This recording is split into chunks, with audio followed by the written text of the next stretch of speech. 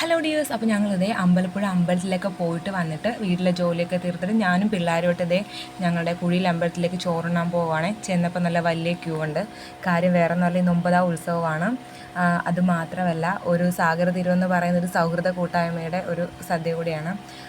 അത് പ്രത്യേകിച്ച് ഒത്തിരി ആളുണ്ടാവും ആ ദിവസം.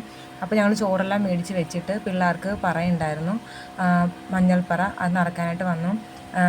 പിള്ളേരെയും കൊണ്ട് ക്യൂ നിൽക്കാൻ ആരും സമ്മതിക്കാത്തത് കൊണ്ട് എനിക്ക് ചോറ് പെട്ടെന്ന് കിട്ടും കേട്ടോ. അതുകൊണ്ടാണ് അത്രയും ക്യൂവിനിടയ്ക്ക് എനിക്ക് നേരത്തെ കിട്ടിയത്. അങ്ങനെ ചോറ് മേടിച്ചു. ചോറിൻ്റെ കൂട്ടത്തിൽ കിട്ടിയ പായസം എൻ്റെ ചോറിനകത്ത് കമന്നു.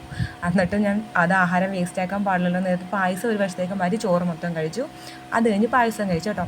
അത് കഴിഞ്ഞ് കുറേ നേരം അവിടെ ഇരുന്നു. അത് കഴിഞ്ഞപ്പോഴാണ് ഓർത്തത്, 5:30 ഗാനമേള ഉണ്ടല്ലോ. അപ്പോൾ അത് കാണാൻ വരണമെങ്കിൽ വീട്ടിൽ വേഗം പോകണം.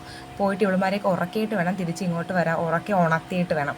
അങ്ങനെ പോകുന്ന വഴിക്ക് ആരോ സിഗരറ്റോ വീഡിയോ എന്തോ വലിച്ചിട്ടിട്ട് അതിൻ്റെ സൈഡിലിട്ടിട്ട് അവിടെയൊക്കെ കത്തിയായിരുന്നു. അങ്ങനെ അവിടെയുള്ള ആൾക്കാരൊക്കെ കൂടി ചേർന്ന് അതൊക്കെ കെടുത്തി, തീ കെടുത്തി. വലിയ അപകടമൊന്നും ഉണ്ടായില്ല ദൈവാധീനത്തിന്. അങ്ങനെ അതൊക്കെ മാറി. അത് കഴിഞ്ഞ് വീട്ടിൽ പോയിട്ട് ഇവളുമാരെയൊക്കെ ഉറക്കി ആഹാരമൊക്കെ കൊടുത്ത് ഞങ്ങൾ വരുന്ന വഴിക്ക് തൊട്ടടുത്ത വീട്ടിലെ ചേച്ചിയും പിള്ളേരെയും കണ്ടു. അപ്പോൾ ഞങ്ങളെല്ലാവരും കൂടി ഒരുമിച്ച് പോയി. അങ്ങനെ അവിടെ ചെന്നപ്പോഴത്തേനും ഗാനമേള തുടങ്ങി. അപ്പം കുറച്ച് 2-3 പാട്ട് കഴിഞ്ഞപ്പോഴത്തേനും കഞ്ഞിയെല്ലാം കുടിച്ചുകൊണ്ടിരുന്ന സമയത്ത് ചെറുതായിട്ട് മഴ പെയ്തതാണ്.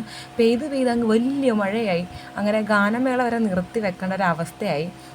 അങ്ങനെ ഞങ്ങൾ അവിടെ പാചകപ്പുരയിലൊക്കെ കയറി നിന്നു. കാര്യം ഞങ്ങൾ നിന്ന തറപ്പാള അത് പൊട്ടി വെള്ളം മൊത്തം വീണത് കൊണ്ട് ഞങ്ങൾ ആ പാചകപ്പുരയിലൊക്കെ കയറി നിന്നു. അങ്ങനെ അതൊക്കെ കഴിഞ്ഞപ്പോഴത്തേനും മഴ കുറച്ച് തോർന്നു കഴിഞ്ഞപ്പോൾ വീണ്ടും ഗാനമേള റീസ്റ്റാർട്ട് ചെയ്തു. എൻ്റെ പൊന്നോ, ഒരു രക്ഷയില്ല. കൊച്ചിൻ ക്ലാസിക്കിൻ്റെ അടിപൊളി തകർപ്പൻ ഗാനമേളയായിരുന്നു കേട്ടോ. ഈ ക്ലാസിക് എന്നൊക്കെ പറഞ്ഞപ്പോൾ ഞാൻ ഓർത്ത് വല്ലോ പഴയ പാട്ടൊക്കെ ആയിരിക്കും. എൻ്റെ പൊന്നോ, ഒരു രക്ഷയില്ലായിരുന്നു. എല്ലാവരും ഭയങ്കര വൈബായിരുന്നു.